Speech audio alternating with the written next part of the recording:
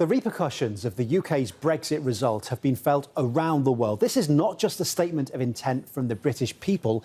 It is a game changer for international markets with a $1 trillion impact. See, the UK might be four nations strong, but if you zoom into the southeast, you're in London. And it's in here you'll see where it's being felt most. This section, the city, it is the beating heart of the British economy, and it is a major part of the EU's financial system. In fact, a major part of the world's. But it's in a panic right now, which is why on Monday, the Chancellor scrambled to try to calm it before the FTSE, that is the British index, opened again after the weekend.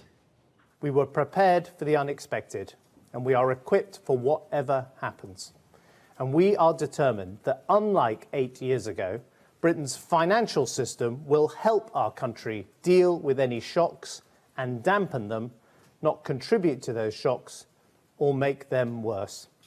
Well, here's one of the things that the city is massively concerned about right now, the passport, kind of like what you or I have when we go abroad, but with one big extra. You see, the EU banking passport allows companies to base themselves in one EU country, then trade in the others. And because the UK is in the EU right now, and the city is the envy of many other centres, it is the place to be. I stress for now, because take it away, and it means that the big companies have to then base themselves in another EU city, maybe Dublin, say, or Frankfurt. Now, that means that the big banks that have exploited that provision for years could move tens of thousands of jobs. In fact, HSBC said pre-vote that it could shift up to 1,000 roles to Paris. Question is, if that happens, will the others follow? Any successor to David Cameron certainly is going to be looking to safeguard the position of London as a financial centre, but of course many in Brussels, everybody in Brussels knows that as well.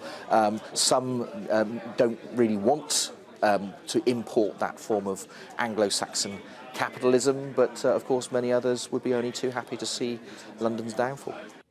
At last count, the city had not far off 750,000 employees. That, of course, is a lot of jobs, and not all of them would go, but many could. Now, none of this would happen immediately. If anything, it would likely happen towards the actual exit, when banks have more certainty over what's ahead. And that word is key here, certainty. The markets panic if they don't have it. We've seen that already. But right now, uncertainty is all they have, and they do not like it, not one bit.